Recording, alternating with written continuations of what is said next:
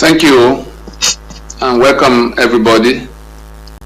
We asked all of us to come for this meeting today so that we can look closely at where we are in our voyage with Nigeria. That voyage that has been extremely difficult for us. That voyage that had seen us go through a genocide that was launched on us by an alliance of practically the rest of the country. And 54 years after, here we are still discussing the same issues. Here we are still having to contend with the impositions that emanated from that alliance, from the victory of that alliance of 1967 against us, the constitutional arrangement that by which we are shackled, that make us slaves in our homeland. Unfortunately for the non-caliphate members of that alliance of the rest of Nigeria led by that caliphate, the same shackles that were targeted at eastern Nigeria were surreptitiously spread like a dragnet to bring in all the other people. And so Yoruba also lost their sovereignty, lost their economic assets, lost their right to work those assets, just like the Igbo. The same thing with the Ijaw, the same thing with the Middle Belt. And today, on account of the impositions of that constitution, the Fulani have positioned themselves to advance their conquest mission. They're invading and killing and maiming and raping and looting and generally trying to dislodge everybody else. They have thrown our borders open, inviting their kinsmen from across the entire sub-region. They are already here, overrunning communities. They even found a way to present it as a banditry instead of the terror and the conquest invasion it is. And somehow our media and our own people join them in describing it as banditry. But communities are being overrun. And so we have come today to look at the matter from the perspective of the Igbo, because the Ninas, like you've been told, is an alliance of the whole of the South and the whole of the Middle Belt against this instrument, this constitutional instrument of death, and against the enforcers, the initiators, the proprietors, and the enforcers of that unitary Nigeria. The Igbo, since today is a town hall dedicated to looking at the angle, the Igbo angle to the entire alliance, we see all kinds of distractions amongst our own people, despite the enormous energies that have been expended in bringing them to see what could be done to bring us out of this bondage that has lasted over 100 years already. Since 1914 is over, 2024 is 110 years from the 1914 when the British first locked us down into a union that was never to be discussed with us. Even the little discussions that happened in Lancaster House, from the point in 1966-67 it got abandoned, we went back to where we were before 1914 in terms of being subjugated by the suzerainty of British Crown. We've gone from that external colonialism to internal colonialism. And if we look back at the Ala-Igbo epistle of 2012, by which we formally, when I say we here now, Ninas, particularly the the eastern block, that is the lower Niger, eastern half of southern Nigeria, where you have the Igbo. We had the lower Niger Congress with an Igbo caucus, an Ijo caucus, an Urobo caucus, and all of the caucuses of the nationalities spread across the entire eastern half of southern Nigeria. Just remove Yoruba land from southern Nigeria, the rest to the east, from Edo, Urobo, going all the way to Ijo, to Anang and Efik, all the way to Ogoja, with the Igbo in the center. They are the lower Niger. And in that alliance of Ninas, there are three blocks: the west, the middle belt, and the lower Niger, as described. That lower Niger being an aggregation of the nationalities there, not as states, but as Ijo, Ogoni, Anang, Efik, Igbo, all of those 11 states cooperating as ethnic nations, as peoples of diverse ethnic belongings, who have to work out internal cohesion on how to carry on with their lives when the monster that is holding them down is defeated. That monster is that caliphate operated unitary Nigeria. The instrument by which that monster has been able to do all of what is done is the constitution that has been imposed, first by the British, then by the caliphate, then by the military wing of that caliphate, all the way carried forward to 1999, inserting our signature in the process. And so it was in 2012, after working continuously from 1999, that the Igbo caucus of that lower Niger Congress had good cause to communicate to our people in detail and in writing, published and publicized, in fact as advertorial in national newspapers, so that nobody will say they didn't know that such was going on.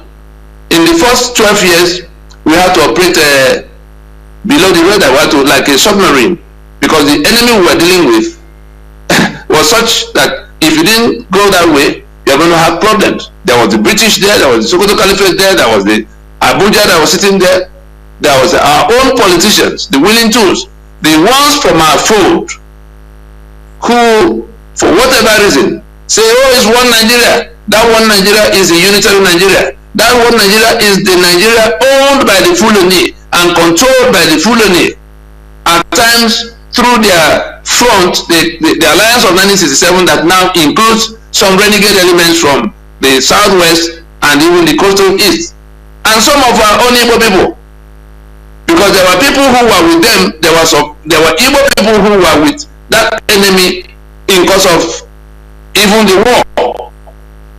And since after the war, those you see repeatedly appointed into federal positions in the east, go and find out where they were between 1966 and 1970,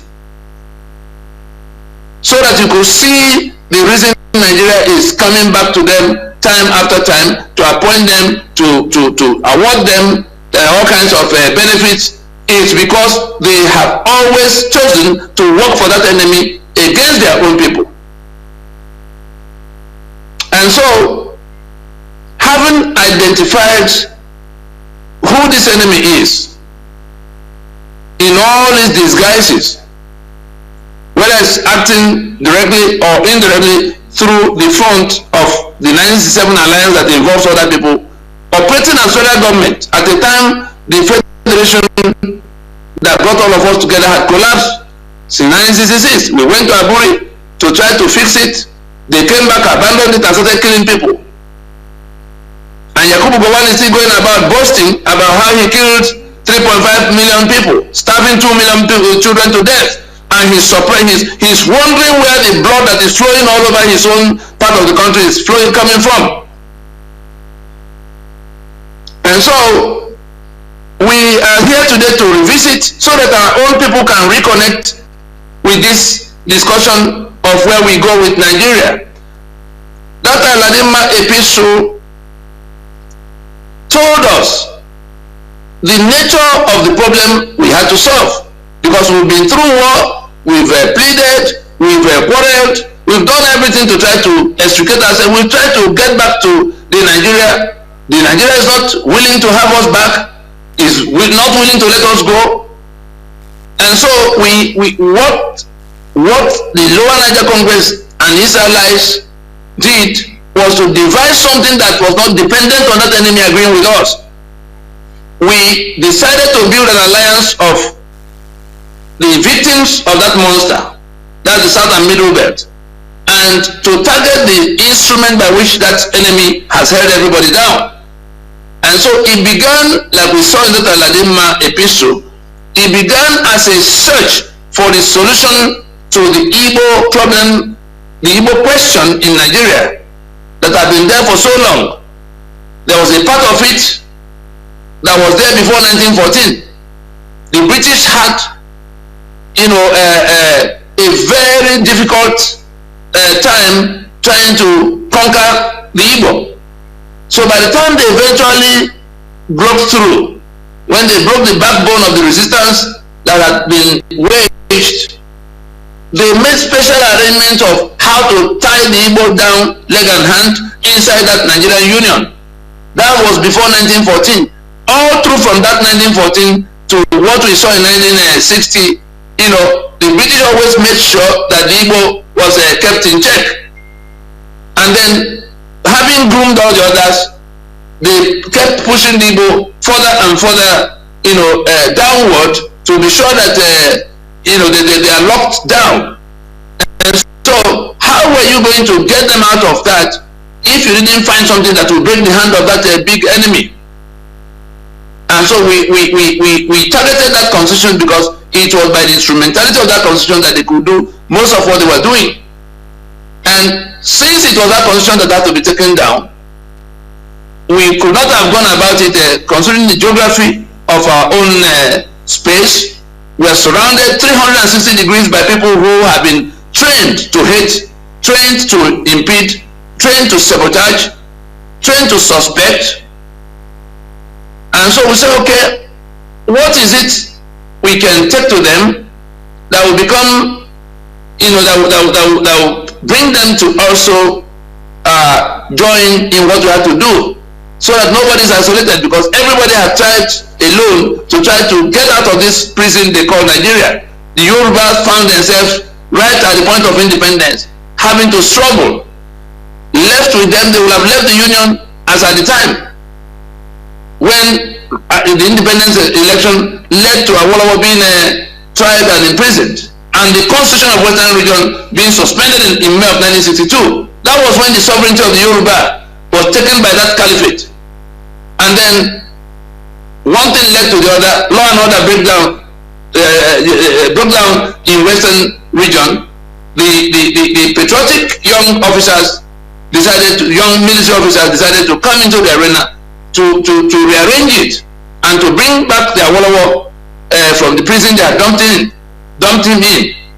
Eventually, the British succeeded in turning it all around as something the Igbo did for which they had to be killed.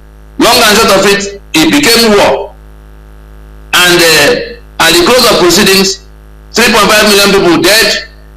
And then the victory charter imposed from that war became constitution in 1979. And look at all the people they used to process it. Obasanjo of the South became their poster boy, arrowhead for how it is done. Then they carried it forward in 1999, having created all the structures that made their victory permanent. They hold all the economic assets, they hold monopoly of the guns, they created like Berlin Conference, they carved out all the boundaries that now make us 36 states.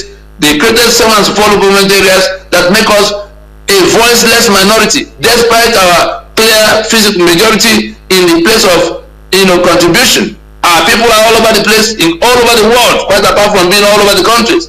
Pull them out of where they are. You see there's no Nigeria, because you will then begin to look for who and who believes in Nigeria enough to go to live in the other part that is not their homestead, you wouldn't find any good numbers of them. So it is the Igbo that is in Kano, Igbo that is in Meduguri, Igbo that is in Port Harcourt, Igbo that is in Abeokuta and Ibadan, in Kwara, in Benue, that has made it look like they are in Nigeria.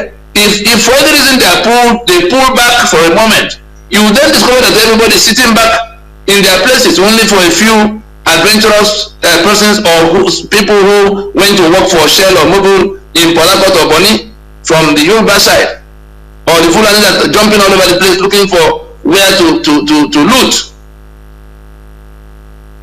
So it was in that imperative of having to avoid being isolated that we had to go, we here now being the Igbo core of that alliance.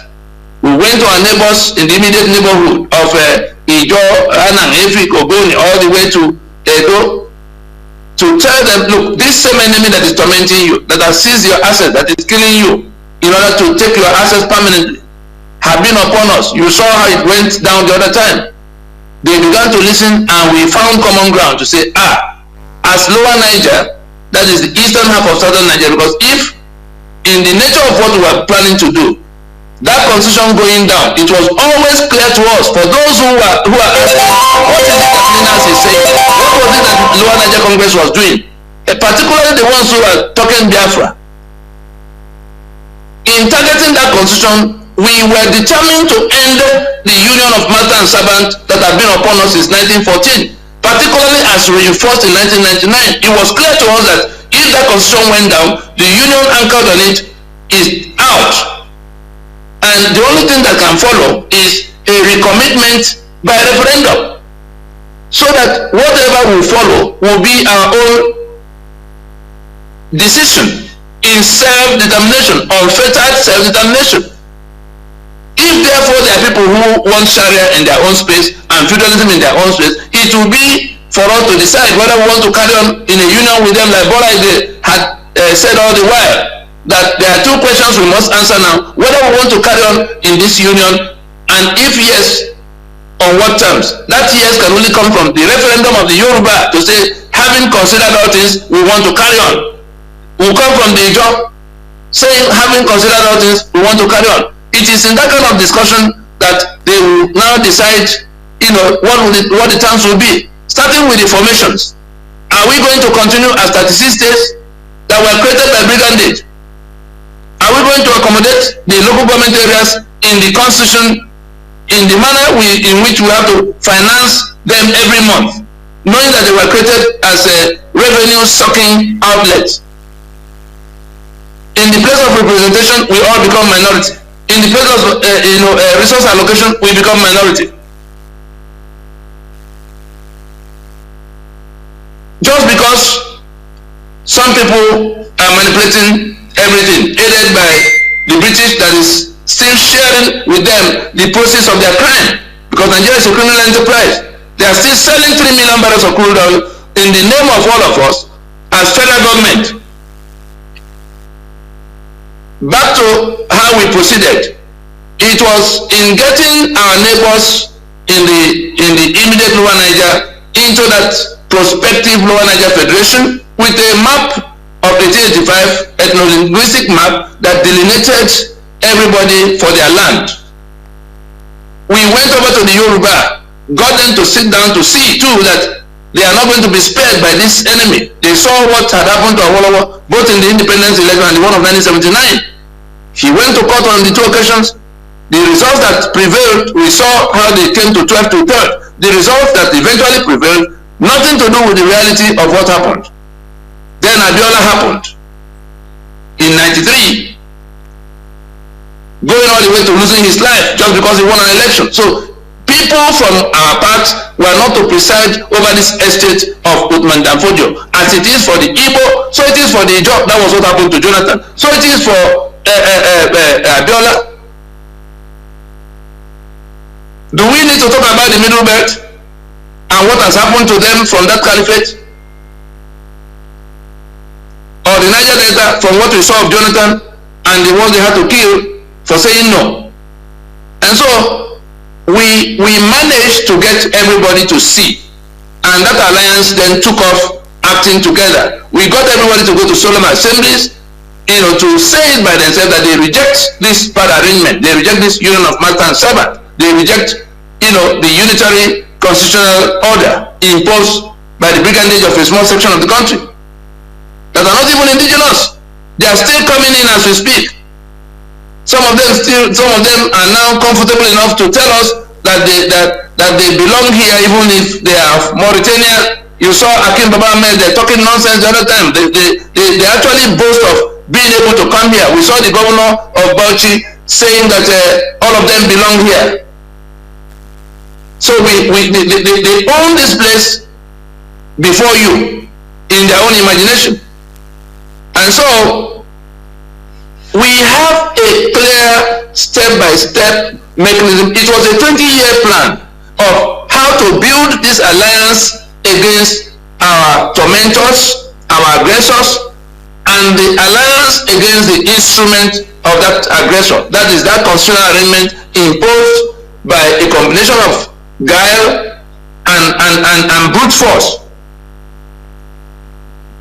And it was the constitutional force majeure that was launched in 2020 was now having built sufficient consensus against those two targets,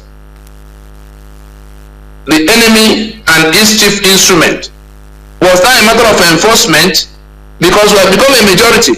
The Yoruba now realize that their future is not in this master-servant union. The Ijaw the same. The middle belt, nobody needs to tell them, because they are now living in the slaughter of their erstwhile One North associates, who are now beheading them to take their land finally. So, why we had to call this Igbo meeting is to remind our people that in the midst of all the destruction that had happened, we saw some of our people thinking that it is by going to revive the Biafra of 90, they say Biafra restoration, I think was really started with Biafra actualization. And then by 2013, the IPO became Biafra. So that destruction was one of the worst setbacks that the entire project has suffered. Because the people who say that their solution to the problem is to restore Biafra, what is the territorial description of that Biafra you want to restore? Because the moment you call it Biafra, 2/3 of the land that was Biafra in 1967 is already involved. The entire Ijaw land, the entire Anang, Efik, Ibibio, all the way to Oboja, Asaba, Abo, that were never in eastern Nigeria that became Biafra. So it's a convoluted, you can't put a map to it the moment you call it Biafra. We tried everything to explain to them.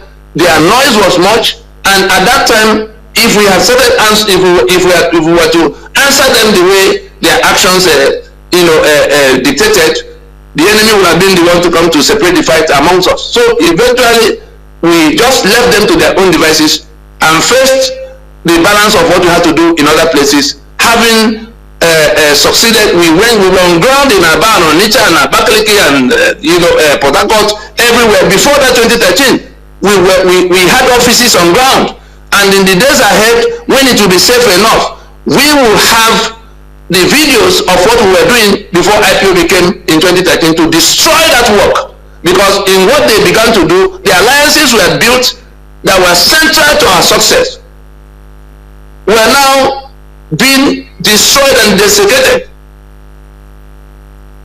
Everybody began to turn their backs on that cooperation. Even the Yoruba that had come along with us, they were being abused every day, called all kinds of names, middle belt. We tried and tried and tried, but most of our people did not pay sufficient attention. They thought that these people are here to take them out of Nigeria, but that these other people, that's LNC and their MNN that became NINAS later all together, they were still talking about the Constitution of Nigeria. Whereas that Constitution is the prison compound, is the prison gate, is the prison chain. The 68 items on the exclusive list are the very chains holding your legs. One of the chains concerning arms, the reason you can't touch gun is that it is on that exclusive list belonging to the federal government, except they give you. So if they are the ones behind your invasion, what are you going to do? The second one, electricity is there. You can't generate electricity except they give you. So they shut down Oji River that was there, built by Eastern government of Eastern region, servicing the whole of Eastern region, including up all the way to Port Harcourt and Calabar. The roads that we had before, all destroyed. The port of Port Harcourt that was property of Eastern region now taken over by the federal government. The question of electing who will govern us, INEC became the central machine to process the worst, the very, very worst of our people to govern us and to represent us. Go and you think it's by accident that we have all these lunatics that have been processed into our government houses across Eastern Nigeria? Look at the kind of people that are in the National Assembly representing you. They are not even our, people are looking for their first 11, second 11 if you can't get the first 11. They are not even among our fifth 11. The people that are allowed to become governors, the people that are allowed to become senators.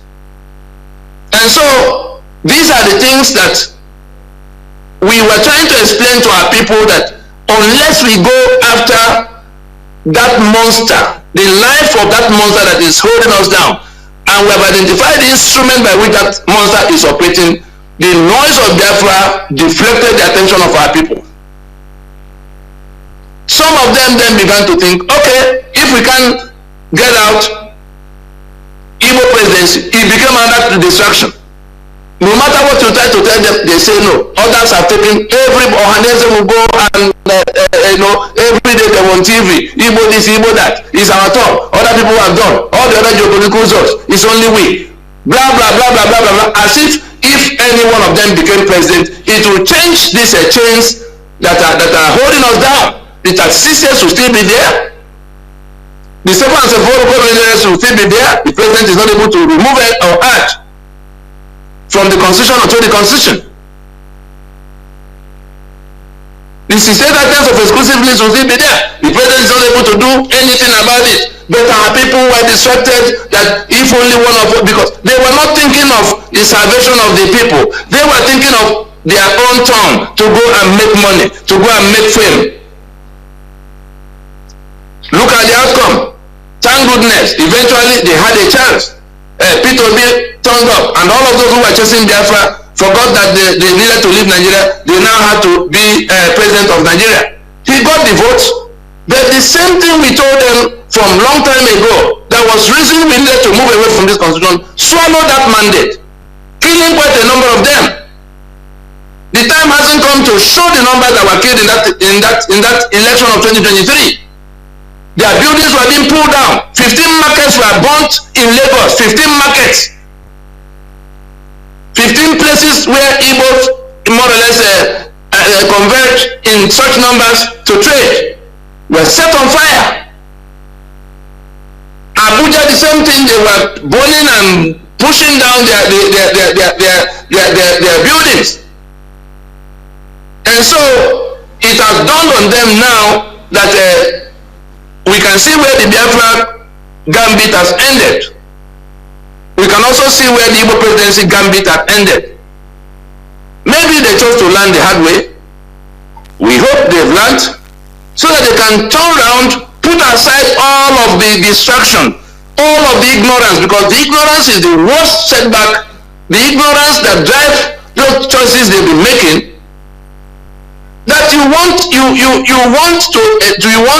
escape from a prison, then there's the plan that can get you out of that prison. Then you don't understand that plan and you begin to oppose it. The monster that is holding you down is what Ninas has found answer to take it down and kill it, so that you can become free. not only you, all the other people who have been held down by that monster, because the same monster is holding down the Yoruba, the Ijo, the Anang, the Epic, the Thief. Look at the number of killings still happening across the Plateau, the Benue.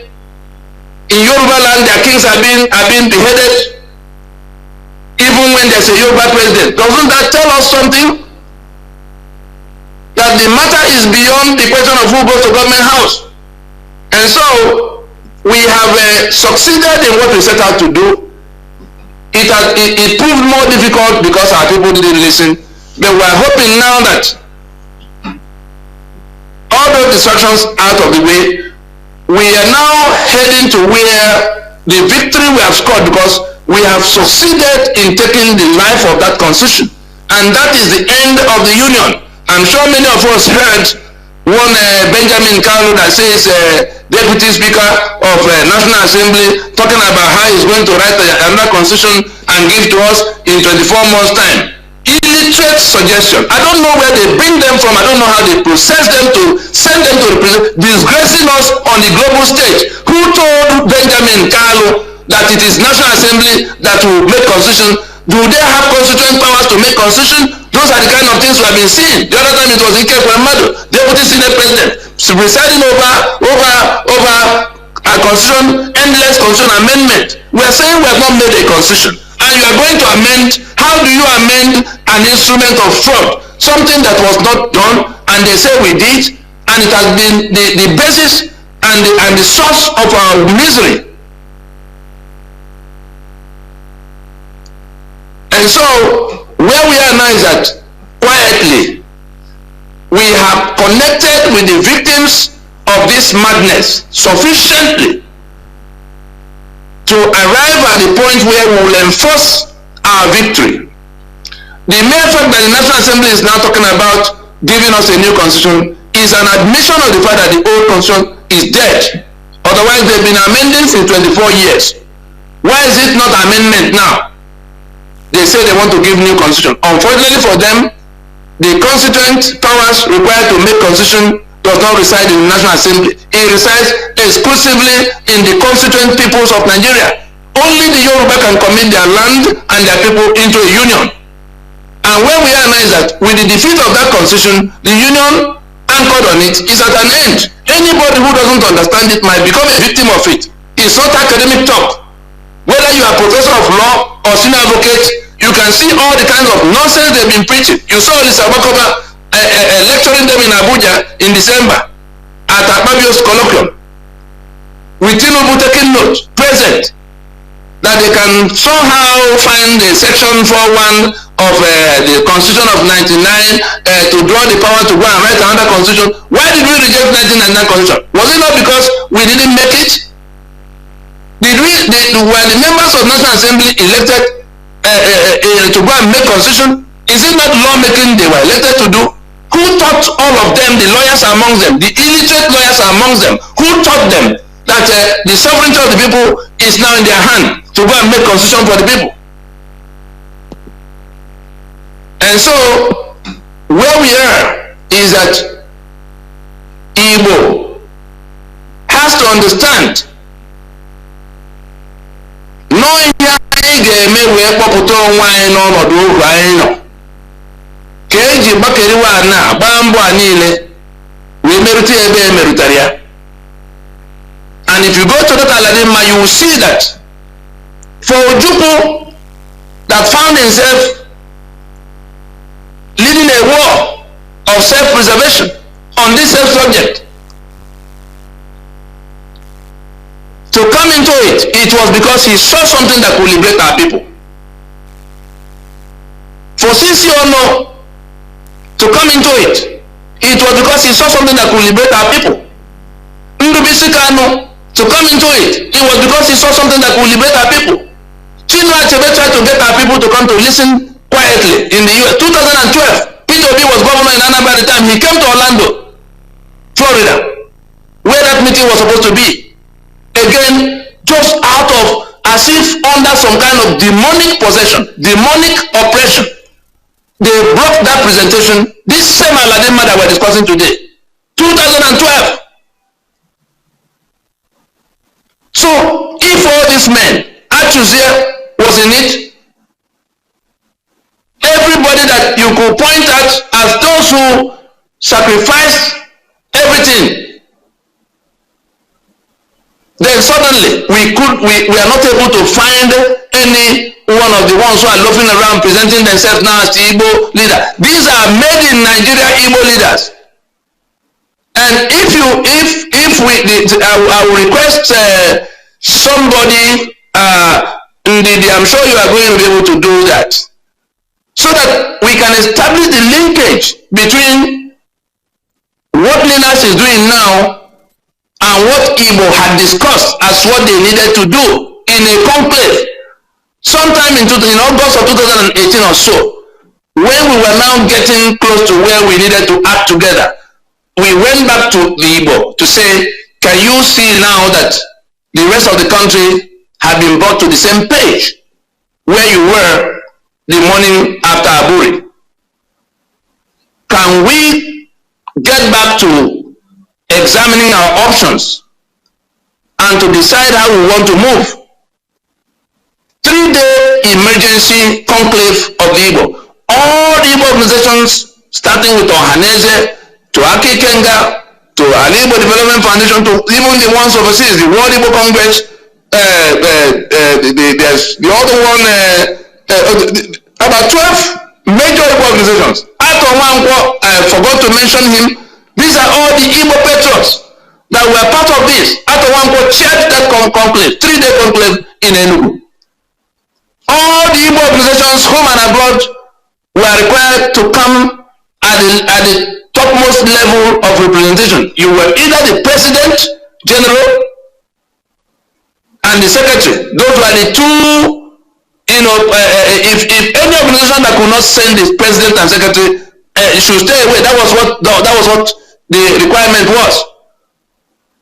The conclave was convened by Igbo Constitutive Assembly, some kind of you could say is the elders forum, people who have no other thing to look for. They've been in government, they've been at the highest possible places people could get in their career or in any kind of pursuit. The elders that had the credibility to summon everybody and they will come.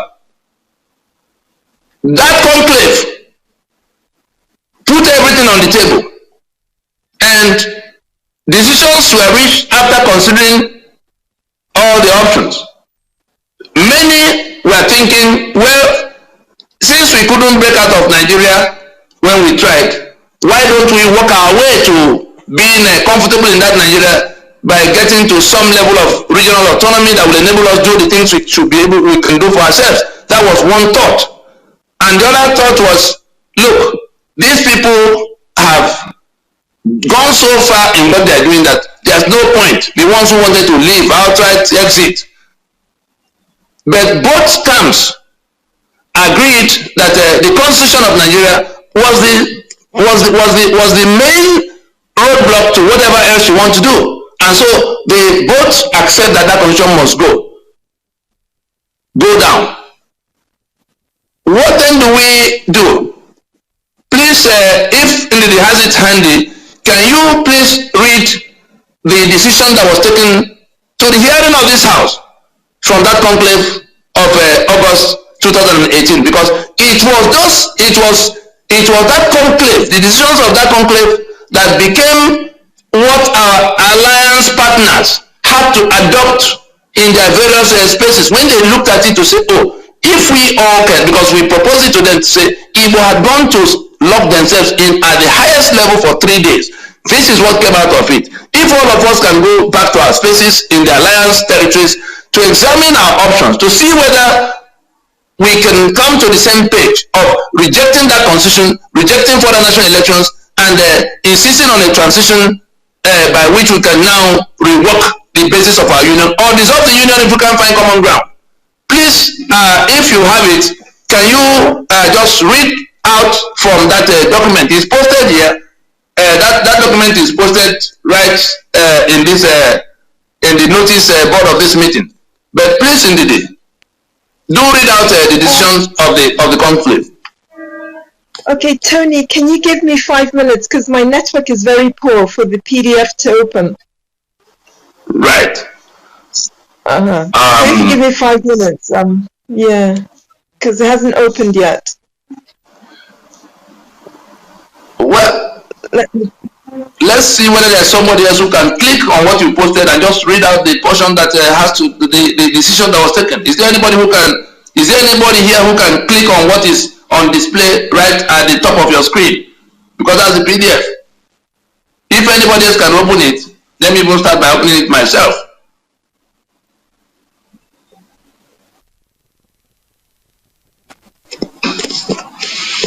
So anyway, I'm sure we'll come back to where it opens, you know. But the decision, let me even look for it in another device. I can read it myself earlier in mine.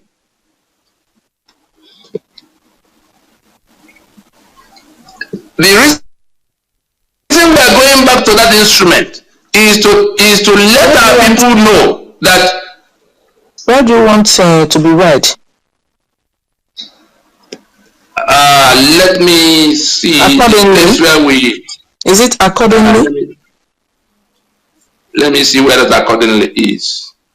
Yes, it's always from according. It's always from accordingly. Okay, you got it. Can I? Yes. It's always from accordingly that the decisions are announced. Okay, please read for us. Okay, good evening, everybody. From the conclave and the last paragraph, accordingly, the conclave resolves as follows. Number 1, given the fact that after more than 50 years of disputes since 1967, including a 13-month genocidal war against the East, the constitutional arrangements of Nigeria has remained unresolved. The conclave recommends that the well-known constitutional grievances of Igbo should now be referred to a general referendum of the people.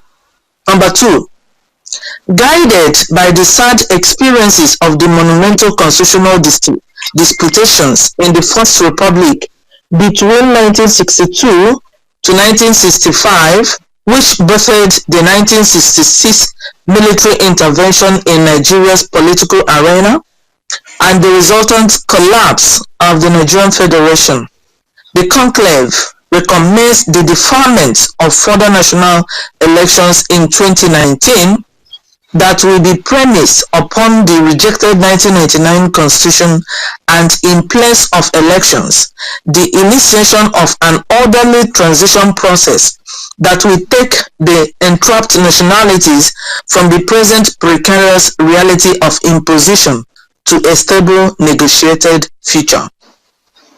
Number 3, to preserve societal order during the period required to execute the winding up of the rejected constitutional order to the institution of the successor constitutional arrangements, the conclave proposes the emplacement of a transitioning mechanism that maintains nominal governance. Dated this 12th day of August 2018. Signed, number 1, Aki Kenga. 2, Coalition of Pro-Biafra groups. Number 3, Forum for Promotion of National Ethos on Values. Number 4, Global Igbo Alliance, GIA. Number 5, Igbo Civil Society Coalition, ICSC. Number 6, Igbo Leaders of Thought, ILT. Number 7, Igbo Strategic Engagement Forum, ISE Forum. Number 8, Lower Niger Congress, LNC, Igbo Caucus. Number 9, Nzuko Monna, NEO. And number 10, World Igbo Congress, WIC. Finished. Thank you. There were more organizations in attendance, but some of them, politics came into their head because they wanted to thrust their own positions that were not carried by the conclave. For instance, ADF was present made presentations, Professor Wala and his team, but what they were trying to canvass, the conclave did not approve of. And so at the last minute, because their green book was not adopted, they now decided not to sign up. All the other, to let us know the kind of people that were, all these organizations named here. Ohanese, again, for some reason, there was some thought that Ohanese had been presented to the rest of Nigeria as the apex Igbo organization. Therefore, anything as important as this should be coming. That was some, some kind of, but there were the principal officers of Ohanese that were present. The only thing they said, since the full house did not accept to come and, they were looking at it as subjecting themselves to another platform. But these are the conveners of that Igbo Consultative Assembly are people who are no longer at the level of becoming Ohanese head or Akikenga or ADF head. These are established elders who are, you could say, well stricken in age, but who have demonstrated their commitment to the welfare and the well-being of our people over the decades. And so, why will anybody in Ohanese begin to think that if they attended a meeting convened by Ato Nwankwo and people, I don't want to name some of the other people who are, because that Igbo Consultative Assembly is still there, doing many things, but it's not a matter for public knowledge. So I won't call the names of the other conveners. They are still very much alive. I'm able to call out one call because nobody can go to ask him any questions now. And so, just to let us know that everybody that could say they were speaking for the Igbo in that across the world were present. The World Igbo Congress, Professor Anthony Ejiofor and his team were there in person. The GIA, Global Igbo Alliance, I think the president, whether it's resident in Australia, everybody was represented. And the Igbo Leaders of Thought, ILT, was Ben Mabeze's organization with this, what's his name of this fellow, Elliot Uko, their secretary. These are all, there was nobody left. There was no Igbo platform. You know of Aki Kenga, that became, in collaboration with ADF, became the Kurula that they began to talk about. The merchants, like a coalition of Igbo merchants, So the reason we are looking at this now, if you look at those decisions that have been read out now from that conclave, you will see that item 1 dwelt on the matter of referring all this constitutional agreement to referendum at this stage, that Nigeria has been so disputed, there's no other way to proceed than to take the matter to referendum. The item 2, looking at what happened between 62, 63, that became 65 and 66, that the matter should now be to go and negotiate, to get to find a way to wind up the constitution that was imposed from that brigandage of that entire era, that we now call the 1999 Constitution. So get rid of take this matter to referendum, get rid of the 1999 Constitution. Item 3 says, to preserve societal order, let's go into transition, so that we are not disrupting, because some people say, oh, is it anarchy you people are preaching? No, there's no anarchy. It is a transition that will take care of that period, like South Africa did as it eased itself out of their perfect constitutional bind in 1990 to 1994. And so, the reason we have to read this out is to point out to us that it was these 3, points of decision that formed the contents, the core contents of the 5-point proposition of Ninas, which was now to put in place a framework, a step-by-step framework by which these 3 things could be done for all. We were lucky, right as we finished from this because this communique was widely publicized. And so we went to the other alliance partners and requested them to subject these things to their own scrutiny to see whether Yoruba will want to go to referendum like we want to go to referendum concerning the terms of concerning the constitutional arrangements of our union. Second, to see whether Yoruba will want to get rid of this 1999 constitution wholesale so that they can recover their sovereignty detained by that constitution. As it is with Yoruba, the same thing with the Ijaw, the same thing with the Middle Belt. These were the things we placed before them. And to also consider whether there's any better suggestion than a transitioning mechanism to get this thing done now. Luckily, they all examined, scrutinized, and adopted this. It was therefore these 3 points of resolution that became what we had to, break down into that 5-point proposition for how they could be done. If you relate those 5-point proposition of Ninas to this, you will immediately see that in saying, let us accept that there's a union dispute driven by constitutional grievances, it is across board. That is what the Ijaw is saying. That's what Yoruba is saying. That's what the TIF is saying. Then, item 2, a commitment to decommissioning that constitution. You can see that that's resolution number 2. Number 3, we've been dancing around the evil forest since 1967. Talking about, we went to Aburi, we've been at various conferences. Obasanjo called one, Bangida had called one before, Jonathan eventually called one. None of them has solved the problem. And so, why don't we suspend the elections so that we can put a time frame to say, let's leave everything else and go and sort out this matter, because nothing else is going to work for us. Everybody was subscribed to that. That's how we came to item 3 of our, everybody say, let us go and do it now. It has stayed too long. Item 4, that it is the peoples of Nigeria that will have to decide among themselves, not the government. If you go back to item 1 and these first and second resolutions, which was why we say referendum, regional referendums, we had to piece it out in a manner that can be executed to the understanding of everybody. Item 1, item 2, item 3, item 4, item 5 as the mechanism for carrying out these 3 resolutions. That's the point I was trying to make. That's how we came about those 5-point proposition of the constitutional force majeure. And that constitutional force majeure itself was now, from this point in 2018, everybody began to ramp up what they were doing, and you saw how by 2019, in fact, in December of that 2018, we went to Freedom Park, proclamation by which we set out all of what must happen.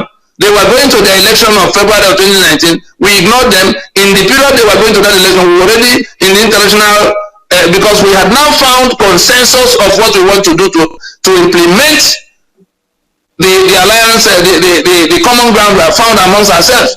The only thing we needed to make sure that the international stakeholders were in full knowledge of what, because if it becomes problematic, let it not be something they read, from the mouth of BBC or CNN. Let it be that we have been face to face with them. That was the last bit of what we needed to do in terms of building up a consensus.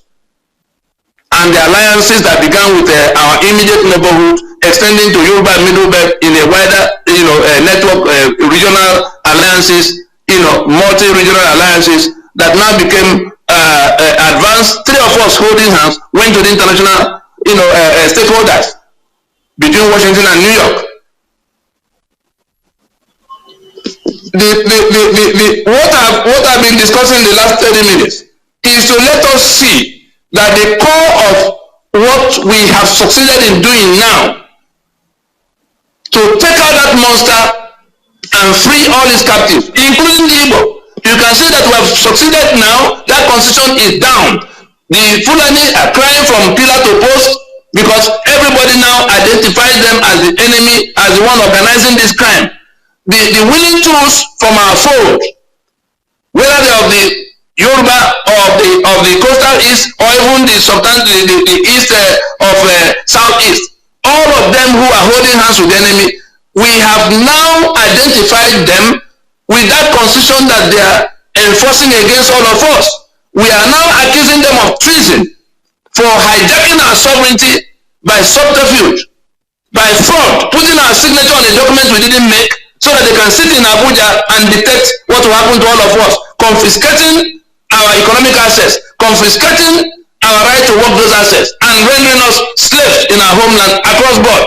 And so it is in that strength, in that consensus, that we now began to target, if not for Corona that came late 2019, probably that force majeure would have been launched right after we returned from the international circuit, where we succeeded exponentially, we succeeded spectacularly in tying the hands of Buhari that had opened our borders to get the Fulani to come to take down everybody.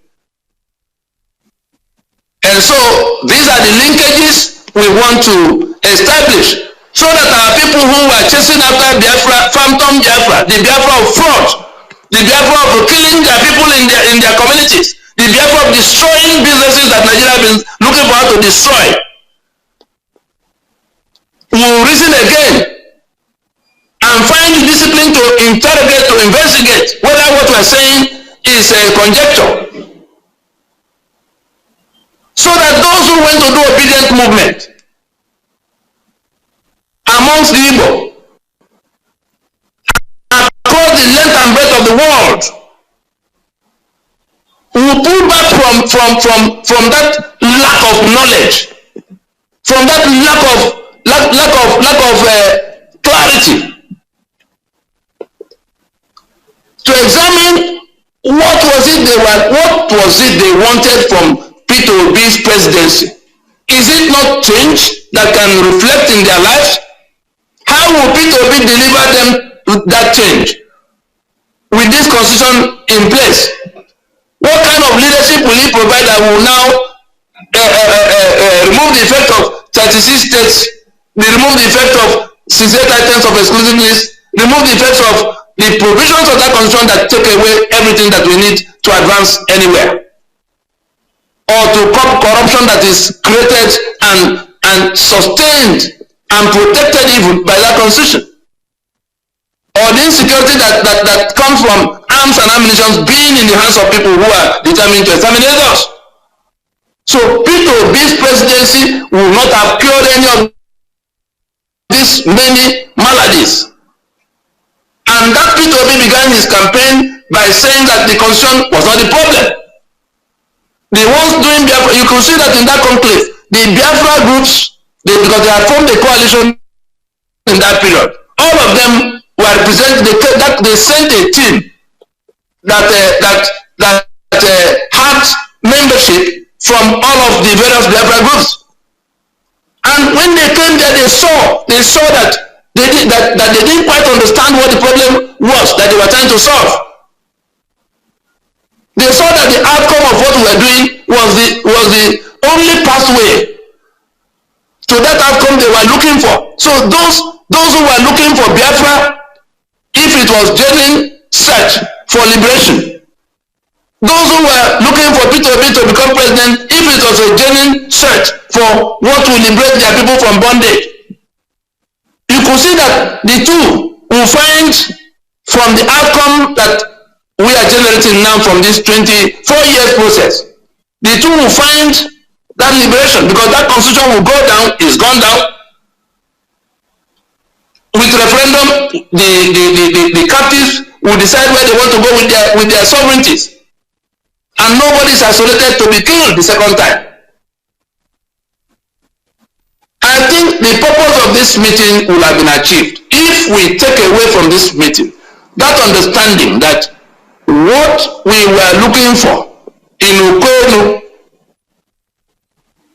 had been secured in the Ukwana, in which people worked quietly, taking on quantifiable risks. If anybody were to get to know the quantum of risks we took, that the British intelligence could not decode, that the Caliphate could not decode, that the federal government of Nigeria could not decode, that all the politicians who are sharing trillions of naira among themselves could not decode until it's too late. It's already too late for them to do anything about it. the guns they have been piling up completely useless in their hands, because that constitution going down means anything that constitution prevented you from doing before, you could do now, including taking up arms to defend your space, because that Nigeria that is imposed on us by that constitution is dead and gone, that unitary Nigeria. Your economic access back in your hand, the guns to defend yourself back in your hands. And the only thing that will become union is where we now sit down and recommit to being a union. If no meeting takes place, from where we are now, if no meeting takes place soon enough, we do not require any meeting for everybody to proceed in self-determination unilaterally in their spaces. Because once you grab your economic access and grab the gun to defend yourself, who can come to challenge you there? And who is it that will come from his own block when he should be doing the same thing, or he's already doing the same thing, to come and tell you, will Igbo come and say, Yoruba land, give me your land? Or will Yoruba go to Middle Belt to say, give me your land? The three of us are together. Even the Hausa that owns Sokoto and Kano and Kebbi are with us in this, because they are indigenous people. The only thing in that Sharia that was, lumped, in which they all lump themselves together, we say, wait to the second stage. Let the backbone of this external enemy be broken before you join in taking back your own land. Fulani does not own 1 square inch of land anywhere in Nigeria. And what we are doing now is the worst nightmare. In fact, Uthman Danfodio saw a vision of how what we see now will happen after 200 years of his kingdom being established. I'm sure most of us must have read an account like that. He saw an apparition in which he was told that that kingdom he was establishing by bloodshed, by jihad, will last only 200 years. Is it then a surprise to anybody that it was in 2003, December of 2003, which was the full 200 years, that we first announced that the owners, the indigenous nationalities of Nigeria, were going to go into a conference to decide what to do with their sovereignty, since the constitution by which we are held is a forgery and a fraud that we can defeat.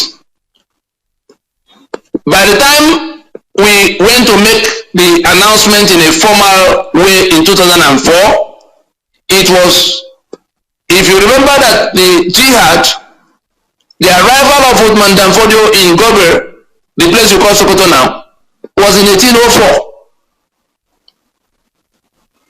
Take from 1804 to the end of 2003, December of 2003, was the full 200 years. Then we made that announcement. The Fulani understood what was said. They descended on Obasanjo, and Obasanjo, as usual, the head slave, went on their behalf to threaten us with treason. Obasanjo went on national broadcast to say if we were to call a meeting of the owners of Nigeria that it will amount to treason. Then we challenge him, say, oh, you don't know you are our employee. We sent you, we sent you as a management to head the management of our enterprise. The enterprise is ours. You are not in any position to speak when we are speaking. When he saw the number of people, because they didn't know we were working quietly all the time, from after Nadeko, we didn't stop. When he saw the number of people that turned up, nobody told him to dress back. That was how Pronaco came into being.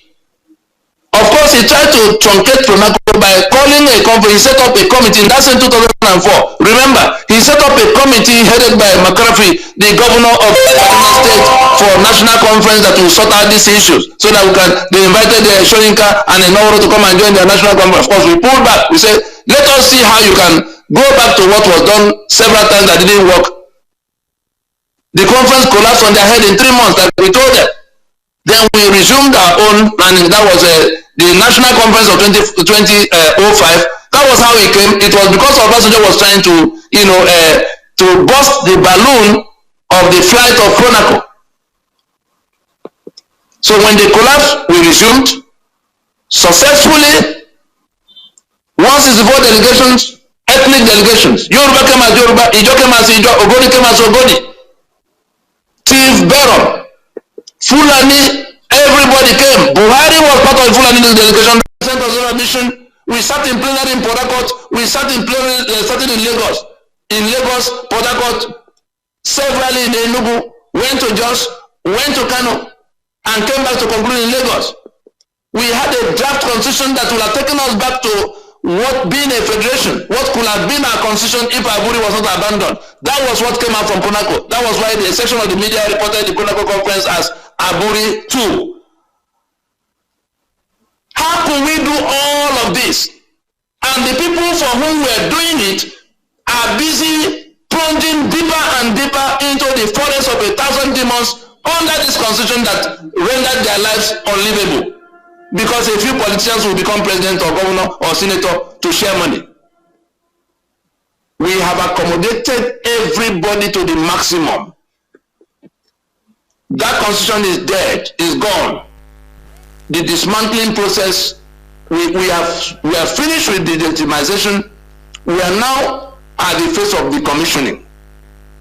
That's why you hear, I'm sure you heard Shoyinka coming to tell them the same things, choosing the language. He said he doesn't want to hear restructuring, that it is reconfiguration, that we have to dismantle what was there before, that's this constitution, and that it has to be the peoples, the owners of the sovereignty, that's the peoples of Nigeria, that will have to come, not government. And that if we cannot find common ground, then the union is better dissolved, instead of having to kill people all over again to try to preserve it.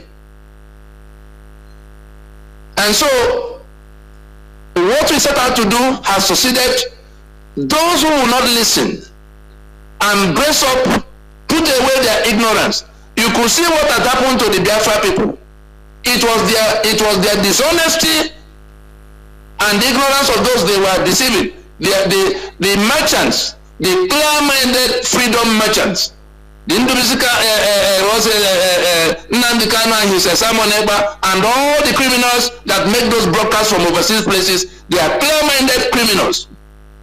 But the ones who are dancing around in Aba and Onitsha, and then they will be shot like antelopes, are deceived. So there are two sides to it: the merchants and the hoodwinked. You can see what has happened to them in that pursuit. What is the state of that Biafra restoration now? Other than this, other than the damage and the bloodletting and destruction of businesses that has come, is only a product of ignorance and a product of dishonesty. Ignorance on the part of the foot soldiers, dishonesty on the part of their conveners. You've seen the one of election. If we did not go to this election, would there have been a Tinubu that is ruining the lives of many people now? With all the killings, unprecedented, and the destruction of Igbo property as it was in the mid-60s. It was because Peter Obi and the people doing obedient movement with him were ignorant and dishonest. The ones who knew were deceiving the ones who did not know. Look at the outcome now. We're in a much worse situation now than we have ever been since 1970 as a people. Isolated, much more despised, much more vulnerable. Everything now depending on the mercy of the enemy that will never have mercy. And so I would think we have come to that point where, like I said before, all the patients have been exhausted. There is nobody, including the church leaders. We went to them, Catholic, Methodist, across the East. We went to the traditional rulers, including the Obi of Onitsha. There was nobody we could find, home and abroad, that we didn't go to. This is what we need to do. If we don't do it, this is what will happen to us. They all decided to, I don't know what they are pursuing.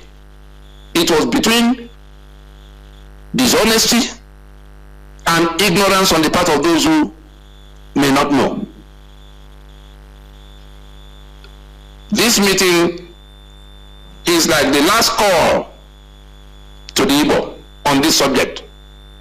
Anybody, this dismantling of this useless edifice will not be delayed by one day, not even 1 week, or not, 1 day, because anybody didn't come. They didn't come all these years. Did this stop us from succeeding in pulling down that monster that now has to be carried off the stage to free all his captives? So this is the last call to the Igbo, home and abroad, to dress back from their mistakes.